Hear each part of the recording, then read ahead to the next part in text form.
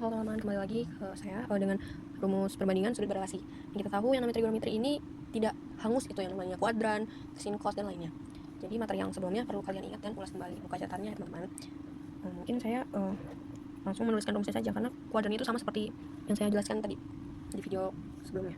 Untuk relasi itu 90 derajat plus minus alfa atau plus 70 derajat plus minus alfa. Itu sudut penggantinya sin, cos, tan. Cos, sin, cot, tangan. Lalu untuk relasi berikutnya 180 derajat ditambah alfa atau plus minus alfa. Plus minus maaf. Plus minus alfa. Itu berarti sin, cos, tan. Jadi tetap sin, cos.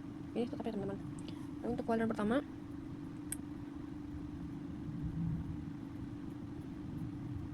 itu 0 derajat kurang dari ini berarti 0 derajat kurang dari theta jadi 180 derajat. Lalu untuk ini 180 derajat kurang 70 derajat, ini 270 derajat 160 derajat.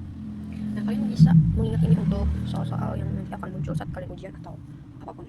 Misalnya kita ambil contoh soal pertama, sin 315 derajat berarti sin 360 derajat dikurangi 45 derajat. Kita bisa menggunakan ini, berarti ada di kuadran 4 ya, berarti sin 45 derajat.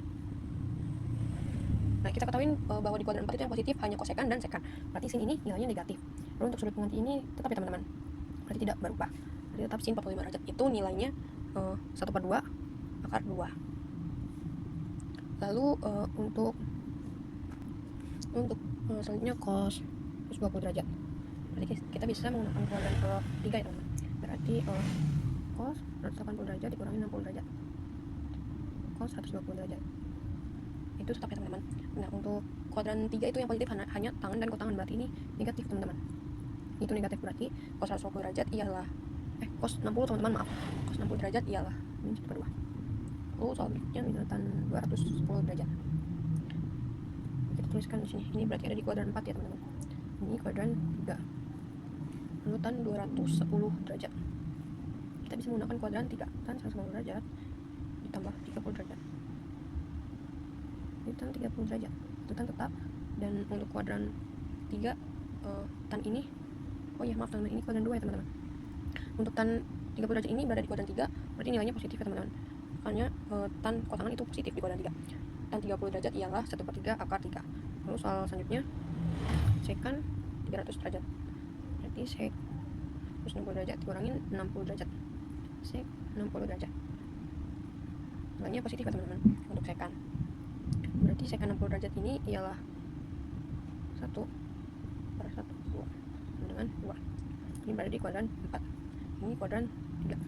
Lalu selanjutnya nomor 5, kotangan 240 derajat, itu berarti kita bisa menggunakan kuadran ketiga, 180 derajat ditambah 60 derajat dengan 60 derajat. Kotangan 60 derajat ialah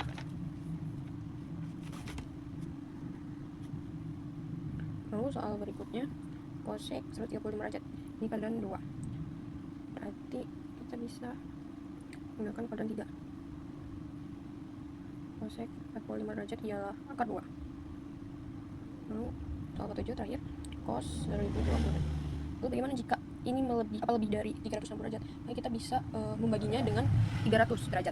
Misalnya di sini 10 20 dibagi 300 360 teman-teman, maaf, 360 derajat, berarti itu 27, sisanya 300.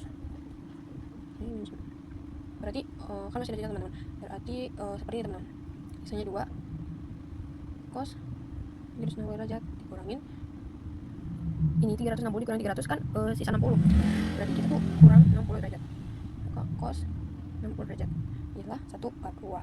Sekian, terima kasih.